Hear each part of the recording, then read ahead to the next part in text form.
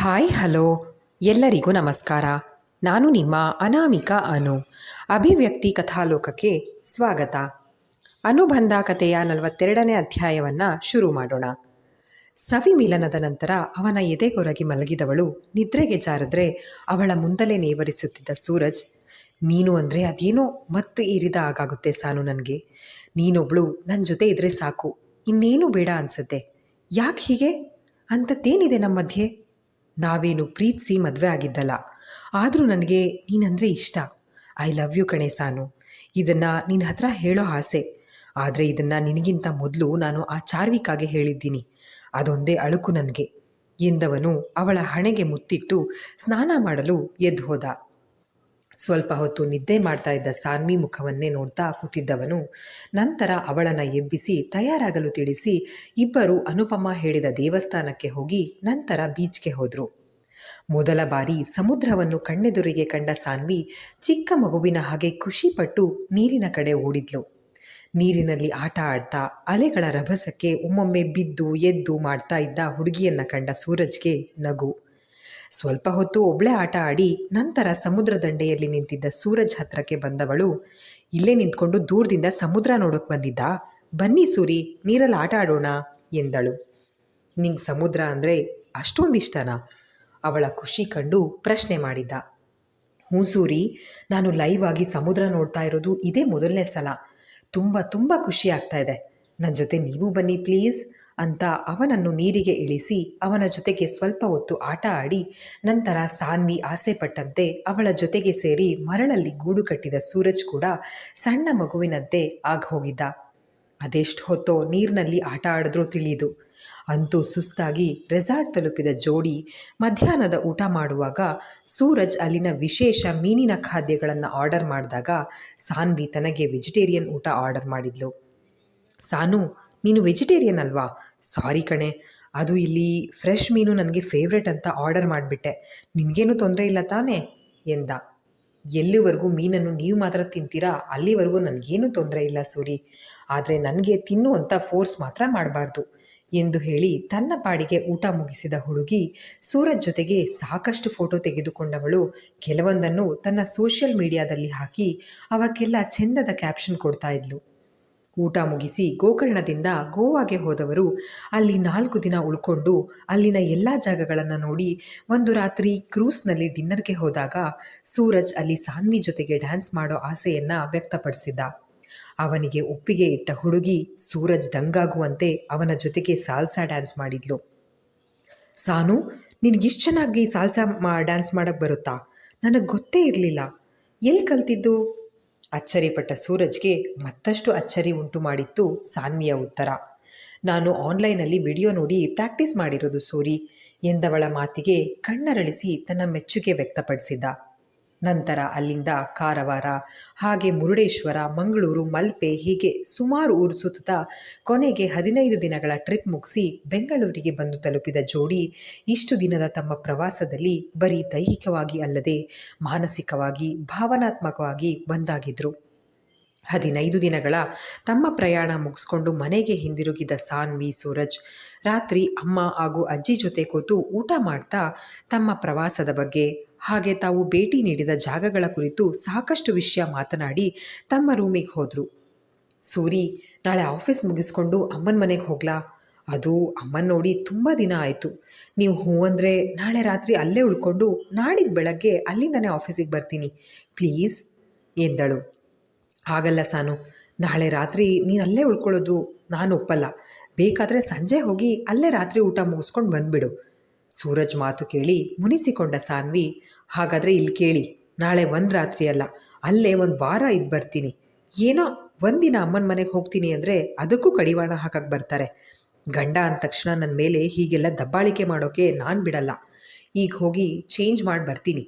ಅಷ್ಟರಲ್ಲಿ ಯೋಚನೆ ಮಾಡಿ, ಒಂದಿನಕ್ಕೆ ಹ್ಞೂ ಅಂತೀರಾ ಇಲ್ಲ ನಾನು 1 ವಾರ ಹೋಗ್ಲಾ ಅಂತ ಎಂದು ಹೇಳುತ್ತಾ ಹೊರಟ ಮಡದಿಯನ್ನು ಹಿಂದಿನಿಂದ ಅಪ್ಪಿದ ಸೂರಜ್, ಕುಳ್ಳಿ, ನಿಂದು ಜಾಸ್ತಿ ಆಯಿತು.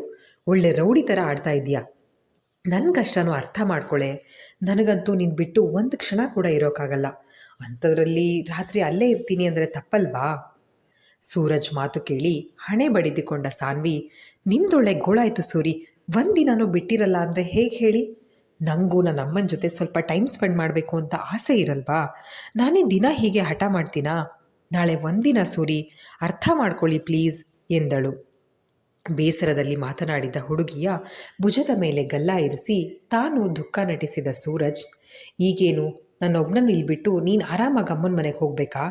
ಸರಿ ಬಿಡು, ಒಂದಿನ ಅಲ್ಲ 1 ವಾರಕ್ಕೆ ಹೋಗು. ನಾನಿಲ್ಲಿ ಒಂಟಿ ಗೋಬೆ ಥರ ಇರ್ತೀನಿ, ಅದೇ ತಾನೇ ನಿನಗೆ ಬೇಕಿರೋದು ಎಂದು ಹೇಳಿ ಅವಳಿಂದ ದೂರ ಸರಿದವನ ಬೆನ್ನಿಗೆ ಒರಗಿದವಳು, ಬೇಜಾರು ಮಾಡ್ಕೋಬೇಡಿ ಸೂರಿ, ನನಗೇನು ನಿಮ್ಮಿಂದ ದೂರ ಇರಬೇಕು ಅಂತ ಆಸೆ ಇಲ್ಲ. ಆದರೆ ಅದ್ಯಾಕೋ ನನಗೊಂಥರ ಸಂಕಟ ಆಗ್ತಾ ಇದೆ. ಅದೇನು ಅಂತ ಹೇಳೋಕ್ಕಾಗ್ತಿಲ್ಲ. ಅದಕ್ಕೆ ಹೋಗಿ ಅಮ್ಮನ ನೋಡ್ಕೊಂಡು ಬರ್ತೀನಿ. ಅದು ಅಲ್ಲದೆ ನಾವು ಊರಿಗೆ ಹೋದಾಗಿಂದ ಅಮ್ಮ ನನ್ನ ಜೊತೆ ಮಾತಾಡೋ ಧಾಟಿನೇ ಬದಲಾಗ್ಬಿಟ್ಟಿದೆ. ಅವ್ರ ಮಾತಿನಲ್ಲಿ ಮೊದಲಿದ್ದ ಆತ್ಮೀಯತೆ ಇವಾಗ ಕಾಣಿಸ್ತಾ ಇಲ್ಲ. ಅದಕ್ಕೆ ನನ್ನಿಂದ ಅವ್ರಿಗೆ ಏನಾದರೂ ಬೇಜಾರಾಗಿದೆಯಾ ಅಂತ ತಿಳ್ಕೊಂಡು ಬರೋಣ ಅಂತ ಅಷ್ಟೇ ಎಂದವಳ ಕಣ್ಣಿಂದ ಜಾರಿದ ಹನಿಯನ್ನು ಒರೆಸ್ತಾ ಸೂರಜ್, ಒಳ್ಳೆ ಪೆದ್ದಿ ಕಡೆ ನೀನು.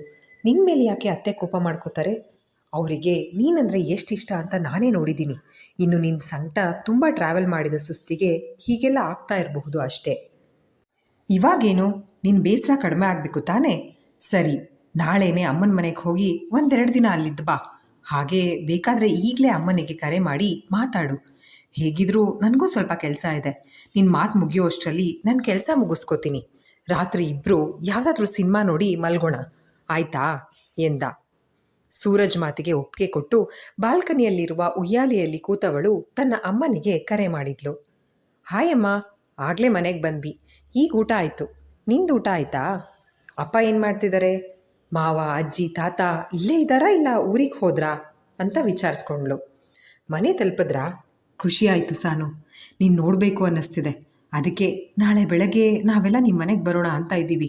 ಹಾಗೆ ನಿನ್ನ ಮಾವ ಮತ್ತು ಅಜ್ಜಿ ಜೊತೆಗೆ ಸ್ವಲ್ಪ ಮಾತಾಡೋದಿದೆ ಎಂದರು ಅನುಪಮ. ಅಮ್ಮನ ಮಾತು ಕೇಳಿ ಗೊಂದಲಕ್ಕೀಡಾದಳು ಸಾನ್ವಿ.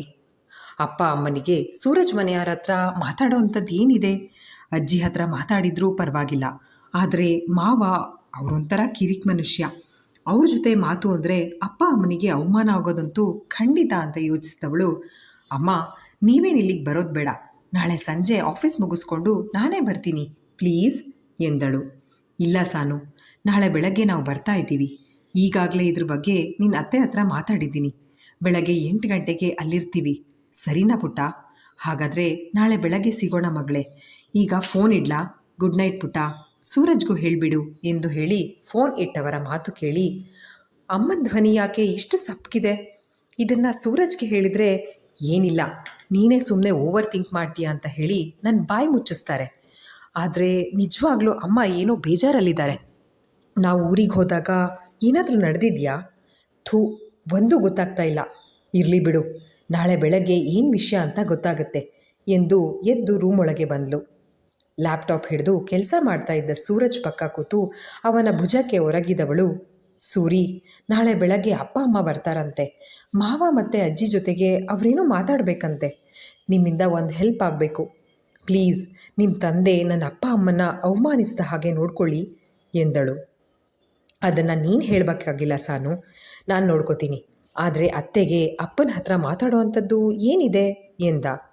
ನನಗೆ ವಿಷಯ ಗೊತ್ತಿದ್ರೆ ಅಲ್ವಾ ನಿಮಗೆ ಹೇಳೋಕ್ಕೆ? ಏನೋ ಇರುತ್ತೆ ಬಿಡಿ. ನಾಳೆ ವಿಷಯಕ್ಕೆ ಈಗಲೇ ಯಾಕೆ ಟೆನ್ಷನ್ ತಗೊಳ್ಳೋದು? ಬೇಗ ಕೆಲಸ ಮುಗಿಸಿ, ನಾನು ಮೂವಿ ನೋಡೋಕ್ಕೆ ಕಾಯ್ತಾ ಇದ್ದೀನಿ ಎಂದು ಎದ್ದು ಹೋಗಿ ಅಕ್ವೇರಿಯಂನಲ್ಲಿ ಇರುವ ಮೀನುಗಳಿಗೆ ಊಟ ಹಾಕ್ತಾ ಗಾಜನ್ನು ತಟ್ಟಿ ಅವನ್ನೆಲ್ಲ ಮಾತನಾಡಿಸ್ತಾ ಇದ್ದವಳು, ಸೂರಿ, ನಾ ಹೋದ ಕಡಲೆಲ್ಲ ನನಗೆ ಮೀನು ಇಷ್ಟ ಅಂತ ಅವನ್ನೇ ಹೆಚ್ಚು ತಿಂದ್ರಲ್ಲ, ಹಾಗೆ ಈ ಮೀನುಗಳನ್ನು ತಿಂದ್ಬಿಡಲ್ಲ ತಾನೇ ನೀವು ಎಂದಳು. ಸಾನ್ವಿ ಪ್ರಶ್ನೆ ಕೇಳಿ ಅವಳನ್ನು ಕಾಡಿಸೋ ಸಲುವಾಗಿ, ಸಾನು, ನೀನು ಹೊರಗಡೆ ಗಾರ್ಡನ್ನಲ್ಲಿ ಟೊಮ್ಯಾಟೊ, ಮೆಣಸಿನ್ಕಾಯಿ ಅಂತ ಏನೇನೋ ಗಿಡ ನೆಟ್ಟಿದೀಯಾ ಅಲ್ವಾ? ಅವನ್ನೆಲ್ಲ ಉಪಯೋಗಿಸ್ತೀಯಾ ಅಥವಾ ಹಾಗೆ ಬಿಡ್ತೀಯಾ ಎಂದ. ಯೂಸ್ ಮಾಡ್ತೀನಿ, ಯಾಕೆ ಎಂದ ಸಾನ್ವಿ ಮಾತಿಗೆ ನಕ್ಕವನು, ಹಾಗಾದರೆ ನಾನು ತಿಂತೀನಿ. ನೀನು ಗಾರ್ಡನ್ನಲ್ಲಿ ಬೆಳೆಸಿದ ತರಕಾರಿ ತಿನ್ನು, ನಾನಿಲ್ಲಿ ಫಿಶ್ ಟ್ಯಾಂಕ್ನಲ್ಲಿ ಸಾಕಿರೋ ಮೀನು ತಿಂತೀನಿ ಎಂದ. ಎಂಥ ಮನುಷ್ಯ ರೀ ನೀವು, ಈ ಪುಟ್ ಮೀನನ್ನು ತಿಂತೀನಿ ಅಂತಾರಲ್ಲ, ಅದ್ರ ಮುಖ ನೋಡಿದ್ರೆ ಅಯ್ಯೋ ಪಾಪ ಅನ್ಸಲ್ವಾ ಎಂದಳು. ಬರೀ ಮೀನನ್ನು ನೋಡಿ ಅಲ್ಲ ಕಣೆ, ನಿನ್ನ ನೋಡಿದ್ರೂ ಪಾಪ ಅನಿಸುತ್ತೆ. ಎಂಥ ದಡ್ಡಿ ನೀನು. ಹೀಗೆಲ್ಲ ಅಕ್ವೇರಿಯಂ ಮೀನನ್ನು ಯಾರೂ ತಿನ್ನಲ್ಲ, ಇವೆಲ್ಲ ಸುಮ್ಮನೆ ಶೋಗಿರೋದು ಆಯಿತಾ? ಈ ನನ್ನ ಚಿನ್ನ ಮುದ್ದು ಕರಿಯ ಯಾವುದನ್ನು ತಿನ್ನಲ್ಲ. ಈಗ ಬಾ, ನನ್ನ ಕೆಲಸ ಮುಗೀತು, ಒಂದು ಹಾರರ್ ಸಿನಿಮಾ ನೋಡೋಣ ಎಂದವನು ಒಂದು ಇಂಗ್ಲಿಷ್ ಸಿನಿಮಾ ಹಾಕಿದ್ದೆ ತಡ. ಹೆದರಿ ಮುಸುಕು ಹಾಕಿ ಸೂರಜ್ಗೆ ಅಂಟಿ ಕೂತವಳು ಅರ್ಧ ಗಂಟೆಯಲ್ಲಿ ಹಾಗೆ ನಿದ್ರೆಗೆ ಜಾರಿದ್ಲು. ಇದೊಂದು ಕುಳ್ಳಿ, ನಾನೇ ದೊಡ್ಡ ರೌಡಿ ಅನ್ನೋ ರೇಂಜ್ಗೆ ಮಾತಾಡ್ತಾಳೆ, ಆದರೆ ಅದೆಷ್ಟು ಪುಕ್ಳು ಸ್ವಭಾವ ಎಂದವನು ಅವಳನ್ನು ಸರಿಯಾಗಿ ಮಲಗಿಸಿ ಅವಳ ಪಕ್ಕ ಉರುಳಿಕೊಂಡವನು. ಸಾನ್ವಿ, ಇನ್ಮೇಲೆ ನನ್ನ PA ಆಗಿ ಕೆಲಸ ಮಾಡೋದು ಬೇಡ. ಅವಳು ಹೀಗೆ ಹಾಯಾಗಿ ರಾಜ್ಕುಮಾರಿ ಥರ ಇರಬೇಕು. ಅವಳ ತಂದೆ ತಾಯಿ ಜವಾಬ್ದಾರಿ ನನ್ನ ಮೇಲಿರಲಿ. ಅದನ್ನು ಇವಳಿಗೆ ಹೇಗಾದರೂ ಮಾಡಿ ಒಪ್ಪಿಸ್ಬೇಕು ಎಂದು ಯೋಚಿಸಿದವನು ಅವಳನ್ನು ತಬ್ಬಿ ಮಲಗಿದ. ಎಂದಿನಂತೆ ಅವನು ಬೆಳಗ್ಗೆ ಎದ್ದು ಸೈಕ್ಲಿಂಗ್ಗೆ ಹೋದರೆ ಸಾನ್ವಿ ಎದ್ದು ಸ್ನಾನ ಮಾಡಿ ತಯಾರಾಗಿ ಆಗಲೇ ಅವಳ ಅತ್ತೆ ದೇವರ ಪೂಜೆ ಮಾಡಿದ್ರಿಂದ ಹಾಗೆ ಸುಮ್ಮನೆ ದೇವರಿಗೆ ಕೈ ಮುಗಿದು ತಿಂಡಿ ಮಾಡ್ತಾ ಇದ್ದ ಭಾಗ್ಯ ಅವರಿಗೆ ಸಹಾಯ ಮಾಡೋಕೆ ನಿಂತಳು. ಅಕ್ಕ, ನೀವ್ಯಾಕೆ ಕೆಲಸ ಮಾಡೋದು, ನಾನು ಮಾಡ್ತೀನಿ ಬಿಡಿ ಎಂದಳು. ಏನದು ಭಾಗ್ಯ, ನನ್ನ ನೀವು ಅಕ್ಕ ಅಂದಿದ್ದ, ಇದೊಳ್ಳೆ ಸರಿ ಹೋಯ್ತು. ನಾನು ನಿಮಗಿಂತ ಚಿಕ್ಕವಳು, ಅದಕ್ಕೆ ನಾನೇ ನಿಮ್ಮನ್ನು ಭಾಗ್ಯಕ್ಕ ಅಂತೀನಿ. ನೀವು ನನ್ನ ಸಾನ್ವಿ ಅಂತ ಅಥವಾ ಸಾನು ಅಂತ ಕರೀರಿ ಎಂದಳು. ಇಲ್ಲ, ಇಲಿ ಮರಿ ಅಂತನಾದರೂ ಕರಿ ಭಾಗ್ಯ, ಪರವಾಗಿಲ್ವಾ? ಪ್ರೋಟೀನ್ ಶೇಕ್ ಪಡೆಯಲು ಬಂದಿದ್ದ ಸೂರಜ್ ಹಿಂದಿನಿಂದ ಮಾತನಾಡಿದ್ದು ಕೇಳಿ, ಸುಮ್ಮನೆ ಹೋಗಪ್ಪ ಲೈಟ್ ಕಂಬ, ಬೆಳಗ್ಗೆ ನನ್ನ ಜೊತೆ ಜಗಳಕ್ಕೆ ಬರಬೇಡ ಎಂದು ಹೇಳಿದವಳು ಮನೆಯವರಿಗೆಲ್ಲ ಕಾಫಿ ಮಾಡಿ ಟ್ರೇ ಹಿಡಿದು ಹೋದವಳು ಅತ್ತೆ ಮಾವ ಅಜ್ಜಿಗೆ ಕಾಫಿ ಕೊಟ್ಟ ಮೇಲೆ ನೀರಜ್ ರೂಮ್ ಕಡೆಗೆ ಹೋಗ್ಲೋ ಬೇಡವೋ ಅಂತ ಯೋಚಿಸ್ತಾ ಮೆಟ್ಲು ಹತ್ತಾ ಇದ್ಲು. ಇದನ್ನು ಅರ್ಥ ಮಾಡಿಕೊಂಡ ಸೂರಜ್ ಅವಳ ಕೈಯಿಂದ ಕಾಫಿ ಕಪ್ ಪಡೆದು ತಾನೇ ತನ್ನ ತಮ್ಮನಿಗೆ ಕಾಫಿ ಕೊಟ್ಟು ಬಂದ. ಸಾನು, ನನ್ನ ಕ್ರೀಮ್ ಬಣ್ಣದ ಸೂಟ್ ಎಲ್ಲಿದೆ, ಕಾಣ್ತಾ ಇಲ್ಲ ಎಂದ. ನಿಮ್ಮ ಕಬೋರ್ಡ್ನಲ್ಲಿ ಇದೆ ಸೂರಿ, ಎಡಗಡೆಯಿಂದ 4ನೇ ಹ್ಯಾಂಗರ್ ನೋಡಿ ಎಂದವಳ ಮಾತಿಗೆ ಸರಿ ಅಂತ ತಲೆ ಆಡಿಸಿ ರೂಮ್ ಕಡೆ ಹೋದವನು, ಏನು ಸೂಕ್ಷ್ಮನೂ ಅರ್ಥನೇ ಆಗಲ್ಲ ಈ ಕುಳ್ಳಿಗೆ, ಏನೋ ಒಂಚೂರು ಮುದ್ದು ಮಾಡೋಣ ಅಂತ ಕರೆದೆ, ಪೆದ್ದು ಎಲ್ಲ ನೇರವಾಗಿ ಹೇಳಬೇಕು. ಗೊಣಗಿಕೊಂಡು ಟವೆಲ್ ಹಿಡಿದು ಸ್ನಾನಕ್ಕೆ ಹೋದ ಸೂರಜ್. ಇಲ್ಲಿ ಸೂರಜ್ಗೆ ರೊಮ್ಯಾನ್ಸ್ ಚಿಂತೆ ಆದರೆ ಸಾನ್ವಿಗೆ ಅವಳ ತಂದೆ ತಾಯಿಯದೇ ಚಿಂತೆ. ಸೂರಜ್ ಸ್ನಾನ ಮುಗಿಸಿ ತಯಾರಾಗಿ ಕೆಳಗಡೆ ಬರೋ ಹೊತ್ತಿಗೆ ಸರಿಯಾಗಿ ಸಾನ್ವಿ ಮನೆಯವರೆಲ್ಲ ಬಂದರು. ಬರೀ ಅವಳ ತಂದೆ ತಾಯಿ ಬರ್ತಾರೆ ಅಂತ ಅಂದ್ಕೊಂಡಿದ್ದ ಸಾನ್ವಿಗೆ ಅಜ್ಜಿ ತಾತ ಮಾವ ಪೂರ್ವಿ ಜೊತೆಗೆ ಆದಿತ್ಯ ದ್ಯುತಿ ಎಲ್ಲರನ್ನ ಕಂಡು ಆಶ್ಚರ್ಯ ಆಗಿತ್ತು. ಅನುಪಮ ಅವರು ಮನೆಗೆ ಬರ್ತಿದ್ದಂತೆ ಸಾನ್ವಿನ ಅಪ್ಪಿ ಅವರ ಕೆನ್ನೆಗೆ ಮುತ್ತಿಟ್ಟು, ನೀನು ಯಾವಾಗಲೂ ಖುಷಿಯಾಗಿರಬೇಕು ಕಂದ ಎಂದವರ ಮಾತುಗಳಲ್ಲಿ ಆರ್ದ್ರತೆ ತುಂಬಿತ್ತು. ಅಮ್ಮ, ಯಾಕಿಷ್ಟು ಎಮೋಷ್ನಲ್ ಆಗಿದೆಯಾ? ಸಾನ್ವಿ ಪ್ರಶ್ನೆಗೆ ಏನಿಲ್ಲ ಎಂಬಂತೆ ತಲೆ ಆಡಿಸಿದವರು ಸೂರಜ್ ಅಜ್ಜಿ ಪಕ್ಕದಲ್ಲಿ ಕೂತು ತಾವು ತಂದಿದ್ದ ಒಂದು ಹಳೆ ಫೋಟೋ ಆಲ್ಬಮ್ನ ದುರ್ಗಾದೇವಿಯವರ ಕೈಗಿಟ್ರು. ಆ ಫೋಟೋಗಳನ್ನು ನೋಡ್ತಾ ಇದ್ದ ಅಜ್ಜಿ ಭಾವುಕರಾಗಿ, ನನ್ನ ಮಗಳು ಮಧು ಬಗ್ಗೆ ಹಾಗಾದರೆ ನಿಮಗೆ ಗೊತ್ತಾ ಬೀಗ್ರೆ ಎಂದರು. ಬರೀ ಗೊತ್ತಿರೋದಲ್ಲ ಅಮ್ಮ, ಮಧು ನನ್ನ ತಂಗಿ ಥರ ಇದ್ಲು ಎಂದರು ಅನುಪಮ. ಇದ್ಲು ಅಂದರೆ ಎಂದು ಕೇಳಿದ ಅಜ್ಜಿ ಮಾತಲ್ಲಿ ದುಃಖ ತುಂಬಿತ್ತು. ಎಲ್ಲ ಹೇಳ್ತೀನಿ ಅಮ್ಮ, ನೀವೆಲ್ಲ ಸ್ವಲ್ಪ ಸಮಾಧಾನವಾಗಿ ಕೇಳಬೇಕಷ್ಟೆ ಎಂದವರು ಸಾನ್ವಿನ ಕರೆದು ತಮ್ಮ ಪಕ್ಕ ಕೂರಿಸ್ಕೊಂಡು, ಮಧುಮತಿ ಮನೆ ಮಗಳಾದರೆ ನಮ್ಮನೆ ಸೊಸೆ, ನನ್ನ ಮೈದುನ ಮಹೇಶ್ನ ಹೆಂಡತಿ. ಒಂದಿನ ಮಹೇಶ್ ಹೇಳ್ದೆ ಕೇಳದೆ ಒಂದು ಹುಡುಗಿನ ಮದುವೆ ಆಗಿ ಬಂದ. ನಮ್ಮ ಯಜಮಾನ್ರಿಗೆ ಅದು ಇಷ್ಟ ಆಗಲಿಲ್ಲ. ಇನ್ಮೇಲೆ ನೀನು ನಮ್ಮ ಜೊತೆ ಇರಬೇಡ ಅಂತ ಬೈದಿದ್ದಕ್ಕೆ ಅವನಾಗಲಿ ಅವನ ಹೆಂಡತಿ ಆಗಲಿ ಸ್ವಲ್ಪನೂ ಬೇಜಾರಾಗದೆ ನಮ್ಮ ಆಶೀರ್ವಾದ ಪಡ್ಕೊಂಡು ಮನೆಯಿಂದ ಹೊರಟುಬಿಟ್ರು. ಇಲ್ಲಿಗೆ ಈ ಸಂಚಿಕೆ ಮುಕ್ತಾಯವಾಯಿತು. ಸಂಚಿಕೆ ನಿಮ್ಮೆಲ್ಲರಿಗೂ ಇಷ್ಟವಾಗಿದೆ ಅಂತ ಭಾವಿಸ್ತೇನೆ. ದಯವಿಟ್ಟು ನಿಮ್ಮ ಅನಿಸಿಕೆ ಅಭಿಪ್ರಾಯಗಳನ್ನು ಕಮೆಂಟ್ ಸೆಕ್ಷನಲ್ಲಿ ಹಂಚ್ಕೊಳ್ಳೋದನ್ನು ಮರಿಬೇಡಿ. ಧನ್ಯವಾದಗಳು.